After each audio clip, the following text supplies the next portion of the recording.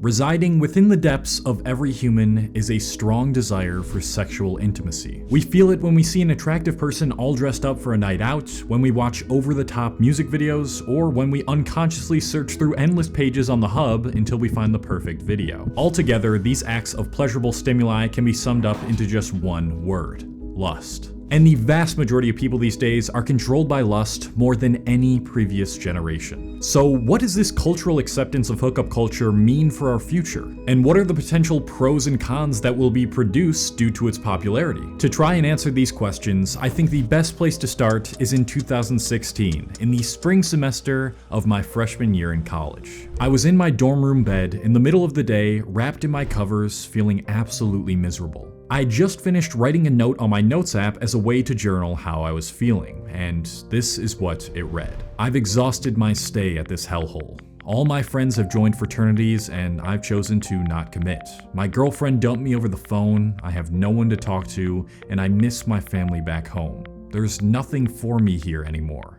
I need to get out of here. I didn't know it at the time, but these series of unfortunate events would be the start to my deep dive into hookup culture. When the semester ended and I had finalized the papers that confirmed I'd be transferring to a college back in my hometown, a new wave of energy started to rush over me. The first night back, I quickly jumped into the swing of things. We went to a local park where we all drank as kids, and we invited a group of girls to join us. While we reminisced on our high school days and all the stories we created in our first year of college, we slowly started to get more and more intoxicated. And before I knew it, some of the girls and guys started to get really touchy with each other. I didn't end up doing anything with anyone that night, but the next day, one of my friends in the group chat was talking about how one particular girl in that group was interested in hooking up with me. For the sake of keeping her real name private, let's just call this girl Mary. I was completely oblivious to the fact that Mary was hitting on me that night, because from the time I was 15 to 19, I had been in a relationship. And because of that, I hadn't had much experience with picking up on girls' social cues at that time. So we decided to set something up with that same group of girls the following weekend. That entire week, all I could think about was getting back on my feet and filling the void that was left in me from being dumped by finally hooking up with a girl that wasn't my ex-girlfriend.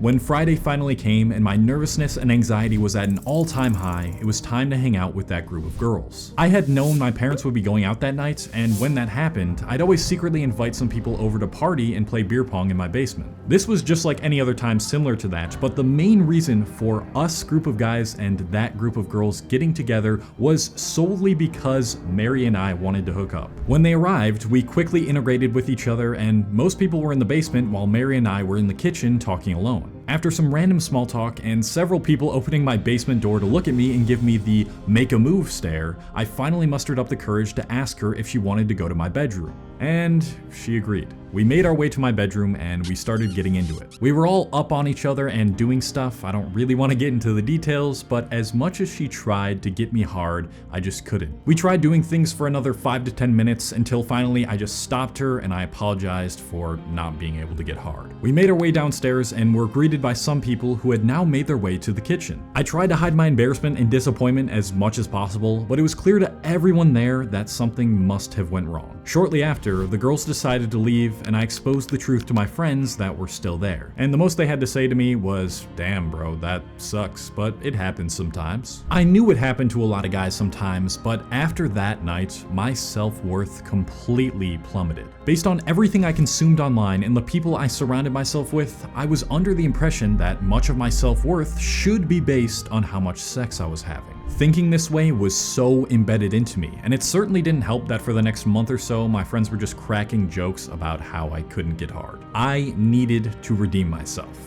I refused to be the odd one out because all of them were having such an easy time getting with girls and sleeping with them, and I desperately wanted that to be me. So for the next 7 months, I set out on a mission. Try and hook up with as many girls as possible so I could get back to being the confident, charismatic guy I was at the start of the summer before all this happened. But in reality, what that meant was I wanted to successfully hook up with a woman so I felt like I had value, fit in, and so I could have something to talk about with my friends so they wouldn't think I was a I'd go out to bars and clubs like I was a wild animal, chasing down my next prey. I'd use some lousy pickup lines on girls I wasn't even that interested in at all, and I'd try to make out with them and ask for their number so I could eventually get to that point where we would be in bed with each other. In those few months, I actually managed to have several instances in which I got the opportunity to hook up with a girl. But almost every single time, the end result was the same. I could not get hard. This is when I started to think that there was something wrong with me. Here were all my friends never having such a problem, doing just great in hookup culture, and me, who desperately wanted to be a part of it, but couldn't. Now, during that period of time, there were actually a couple of girls that I managed to be successful with, including the girlfriend that I got the next year after that story, but I didn't notice the pattern of these successes until it was too late. The only women I could really hook up with and experience intimacy with were the ones who I had already established an emotional connection with. For almost an entire year, hookup culture made me hate myself. I can only imagine how many of you have experienced the same thing. You feel this immense pressure to do something sexually by a certain age, and you fear that if you don't, it might negatively impact all areas of your life. Or maybe not even that, but you just feel so incredibly horny all the time to the point where all you can think about is the gender that you're attracted to's body parts. So let's dissect the possible origins of hookup culture and why I believe it's doing a lot more harm than good. Perhaps the most obvious reason for the rise in hookups would have to be the decrease in necessity of courting, or being with someone romantically with the intention of marrying. There were a ton of things you could not do without being married in the Western world around 100 years ago. Things like renting an apartment or even checking into a hotel were not possible unless you were married. You'd probably be set up with someone by your parents, and you'd have things figured out at the very latest in your mid-20s. Society basically dictated that if you want to experience the full amount of freedom in America, you had to get married, which is kind of ironic. Maybe when you were a teenager, you'd have a girlfriend or something and you'd take her out to the drive-thru and you'd lean in for a kiss, and that's about as far as you would go on the first date. Because most of the romance was based on whether you were going to marry this person or not, and so your mind wasn't attuned to only thinking about the sexual aspect of it. Of course, I'm sure one-night stands happened back then in settings like college, but they didn't happen nearly as much as they do now. Now, marriage for both men and women is not required whatsoever, and so most people don't feel any pressure to commit to something serious. But I don't want to beat a dead horse here and continue talking about this point because I've talked about it in previous videos, like my video on incels and why everyone is depressed. What I really want to talk about and get into detail with in relation to the origins of hookup culture is the media. I remember when I was 10 years old and I was trying to look for some game that my parents had hid from me as punishment. When I went into their room and searched this big basket filled with clothes in their closets, I found a magazine titled Playboy. And this was the first time I was really exposed to a depiction of a woman with so much sex appeal. Shortly after that, I got exposed to those late-night adult shows on HBO when I was browsing TV channels while my parents were asleep, and that eventually led me down the slippery slope of discovering adult websites. Starting around the early 2000s, depictions of premarital and uncommitted sex became much more mainstream. When the entertainment industry realized how easily they could lure in audiences by producing overly sexual content because it appealed to an insatiable desire that lies within every human being, they started adding it more and more to films and TV shows. We can see this in films like Hooking Up, No Strings Attached, or Friends with Benefits. The idea that you can just have a casual sexual partner or one-night stand became much more widely accepted. For me, one of the biggest influences back in the day had to be The Jersey Shore, which aired back in 2009 on MTV. And as much as that show shaped how I viewed things back then, holy shit, it's funny.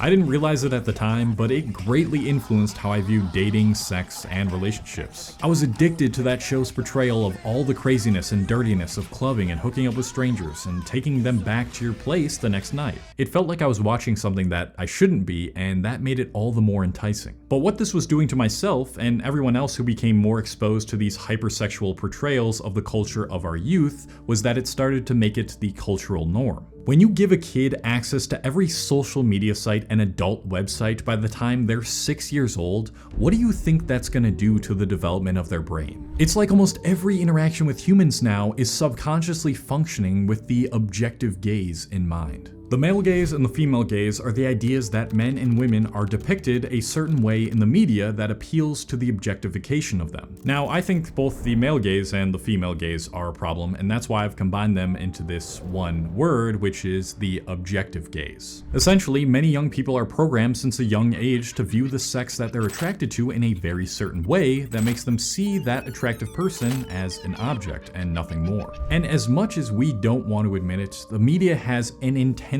tight grip over how our culture forms and develops. Eventually, there was a tipping point in the loosened marriage laws, media portrayals of casual sex, and acceptance to talk about sex more openly and freely that finally made hookup culture stick. And thus, this is what a lot of our culture values now. I think this scene in the movie The Social Network explains it pretty well. This is what drives life in college. Are you having sex or aren't you? It's why people take certain classes and sit where they sit and do what they do when at some center, you know, that's what the Facebook is going to be about. People are going to log on because after all the cake and watermelon, there's a chance they're actually going to get laid. Meet a girl. Yes.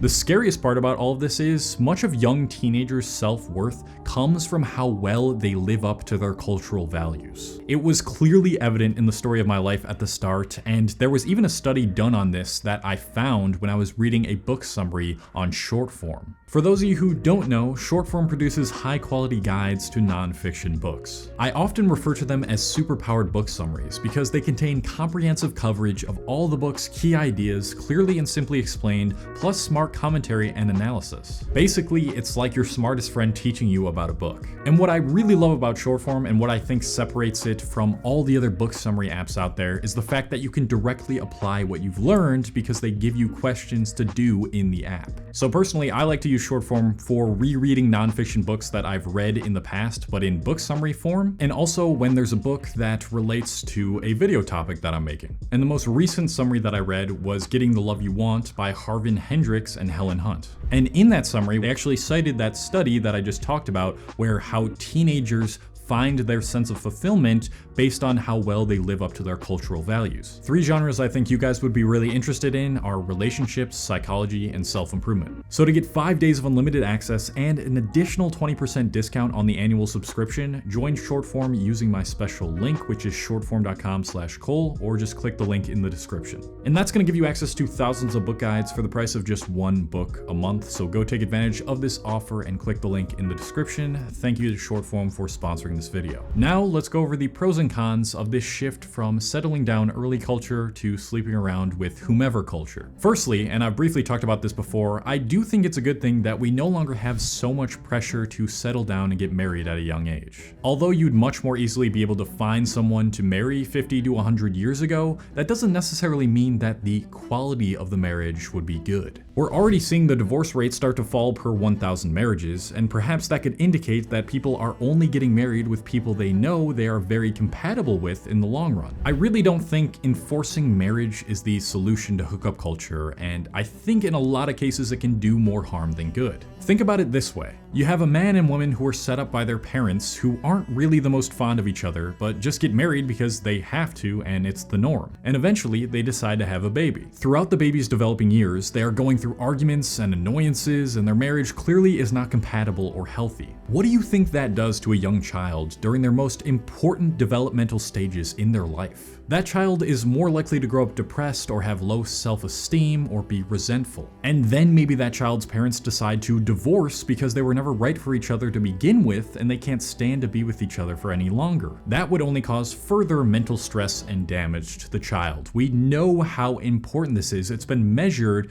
that a child has both of their parents growing up to develop healthily. I think if we want to reduce the amount of trauma done to children, which affects them for the rest of their lives and thus negatively impacts society, not making it absolutely necessary for people to marry, and instead allowing them to marry when the time is right, they're with an ideal partner, and they're prepared to have a kid, is the best chance to prevent that from happening. However, the problem with hookup culture is it has exacerbated this to the point where marriage and a real connection is way too hard to find, and I'm gonna go over that when I talk about the cons. But the last pro that I believe makes being more free to explore your options with other people at least somewhat of a good thing is the fact that there's not so much of a taboo surrounding sex and people's sexual nature. It seems pretty clear to me that religions that shun any behavior that even remotely corresponds to sex can cause those who are followers of said religion to be overly controlled by their sexual desires. It seems counterintuitive, but I feel like I see this online more than anything. The ones that are taught to completely repress their sexual energy, which is a very powerful energy, are the ones that are most likely to be controlled by it. Again, this goes back to the idea of the shadow self that I've talked about in several previous videos, where if you try to suppress the so-called negative aspects of human nature too much, they come out in much more harmful ways than if you were to embrace them in a healthy way. A good example of this is the fact that the Bible Belt states in the United States, aka the most religious states, are actually the ones consuming the most adult website related content. Now, isn't that strange? Because they're taught to save themselves for marriage and never think about sex, they're the ones that are the most susceptible to overly engaging in a lot of sexual behavior, like consuming a ton of adult website content. So it goes to show, if you try and deny that that sexual energy is there, it's gonna make you metaphorically explode, or literally in a disgusting way. So the fact that people have more of an opportunity to explore their sexual preferences without feeling so heavily judged should, in theory, allow one to keep one's shadow self better under control. But if you really stop and analyze the two pros that I just described, you'll realize that they aren't even exclusive to hookup culture. It's just being able to openly talk about sex more and explore your sexual preferences and have more of an opportunity to find your ideal partner. And those things don't even require you to engage in hookup culture. They were just so close to being intertwined with hookup culture, they're correlated with hookup culture, that I thought they were worth mentioning. So with all that out of the way, we can finally get into all the bad things that come out of hookup culture. Firstly, and possibly most important, is that it can make finding a real relationship much more difficult. And this can be tied to two things: oxytocin and dopamine. When we decide to sleep with someone, it is much more than just a physical act. Sleeping with someone is a way of lessening our alienation, isolation, and aloneness by physically connecting with, penetrating, or being penetrated by another person at the most primal level of existence. Sleeping with someone substantiates, humanizes, and incarnates existence. It produces love, joy, comfort, affection, and sometimes ecstasy. When we partake in this act, it also releases hormones like vasopressin and oxytocin, and those interact with dopamine, the pleasure molecule, to create a bond with the person you just slept with. So what happens when you are constantly creating subconscious bonds by having a ton of one-night stands and then cutting ties with them completely? Well, this starts to rewire the brain. When an individual chooses to engage in casual sex, breaking bond after bond with each new sexual partner, the brain forms a new synaptic map of one-night stands. This pattern becomes the new normal for the individual. When and if the individual later desires to find a more permanent partner, the brain mapping will have to overcome, making a permanent bond more difficult to achieve. Now let's apply this science and logic to a more scaled back version: adult websites. By encouraging and promoting hookup culture, things become more sexualized in general, and so adult websites become more easily accessible and widely available, which then leads to everyone watching adult content all the time. In fact, it's become weird at this point if you don't watch adult content. By watching these things, this tricks the brain into thinking the individual is having a ton of sex, which makes it feel like it's bonding with a bunch of people whom are just pixels on a screen. Again, like I said, it's probably less significant of an effect on your brain than the people who are actually just going out and actually partaking in one-night stands consistently, but we've already seen how things like adult websites can rewire the brain in their own ways. So imagine if you're not only frequently engaging in hookup culture, but also constantly consuming things on adult websites. You basically turn into this diabolically horny, pleasure-seeking robot that finds it extremely difficult to make a deep connection with just about anybody. And by virtue of all these things, sex has turned into a commodity. It turns into you searching for the next person that you can use to because that's really what it is. You're just using another person's body to masturbate.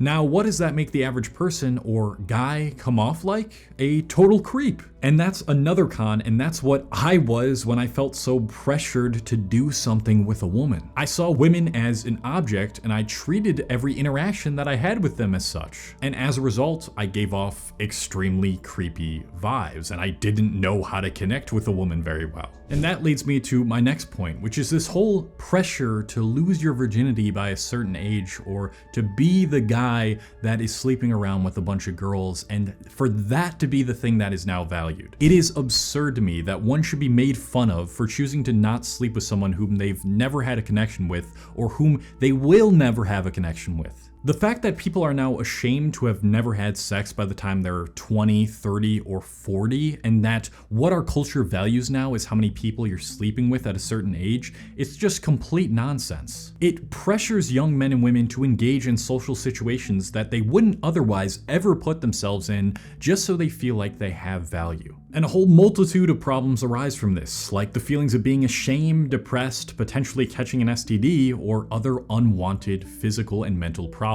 The reason that everyone is lonelier than ever, more socially awkward than ever, and more confused than ever is no longer surprising to me. We are engulfed in this hypersexualized culture where everyone is seeking instantly gratifying, overly stimulating pleasure, and the basis of all our connections are predicated on a superficial, animalistic desire. So with what we know, the question remains, what can we do? What should we do moving forward? Well, just like my video on the masculinity crisis, I think some nuance needs to be employed here. It's not just enough to say, let's end hooking up completely, enforce marriage again, and make sex taboo. And I don't think the solution involves solely going back to how things were done traditionally. The way I see it, hookup culture is like a brand new product. With this new product, first there's the early adopters, aka the people that are jumping on the opportunity to have tons of sex and not have any social repercussions due to it. Then there's the skeptics, who are waiting to see how it turns out for the early adopters before they decide to give it a try. And lastly, there's the deniers, who don't believe in this product and don't want anything to do with it. This new product, aka this new age of sex becoming more open and acceptable, and having the act of sleeping with someone be so valued in regard to your self-worth, has more than a few kinks we need to work out. I mean, the skeptics that were looking at this product, they're already seeing that and now becoming even more skeptical, like me. We now see a lot of people who are having a lot of trouble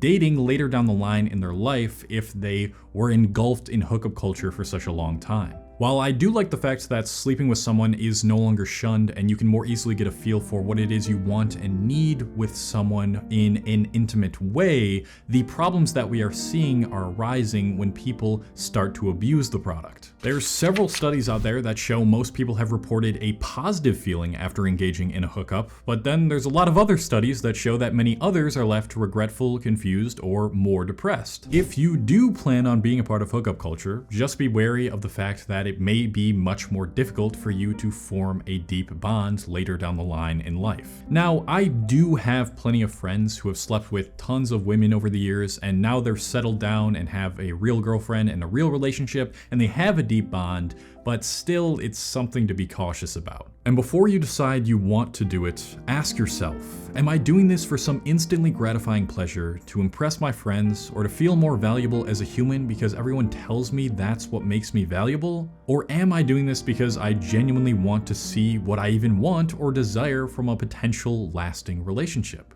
We all need to start paying more attention to how the media is transforming the ways in which we view each other and how that creates the new ways in which we interact with and engage with each other. It is clear to me that hookup culture and hypersexualization of all the different forms of media has gone too far, and it lacks the empowerment that it once aimed to bring forth. If you're having a tough time breaking the thinking pattern of seeing the gender you're attracted to as only an object of sexual desire, you really need to analyze all the different forms of media you're consuming and either limit them or remove them completely. I think restrictions need to be made so that this type of media is not so easily accessible, and while I don't think it needs to be removed completely, it definitely needs to be limited in some way. But that would require social media algorithms to stop functioning based on what most people are attracted to clicking on and engaging with, which is, right now at least, objectifying and sexual stuff, so I don't know how realistic that is. You really have to take it upon yourself to limit yourself and restrict these things from yourself. And if you're like me and you're not a fan of hookup culture or sleeping with someone unless you see a potential future with them or you have some sort of emotional connection with them and you know them better, then I have this message for you. You are not weird, you are human. There is absolutely no pressure to sleep with someone, as much as your friends or the media try to tell you that this is what's going to bring you value and fulfillment. It may be more difficult to find a real genuine connection now, but it is still very possible so long as you don't go to places where hookup culture is encouraged. You are not missing out by not having a one-night stand. Trust me, I know. And as much as social media likes to promote the people who are the most engaged in hookup culture, so that's the thing that we see the most is those types of people, not all men are trash and not all women are trash. If I missed something, if you have a different opinion on something, if you want to criticize me, leave it in the comments below and leave a like on the video if you enjoyed it. Thank you to all my patrons on this channel who are on Patreon. If you don't know what that is, it's a platform separate from YouTube where I'm putting out exclusive content and you can talk to me one-on-one over the phone on there. Link in the description to that. And if you want to hear me talk deeper about why everyone is lonelier than ever, then check out this video right here. And that is it. I love you guys and bye.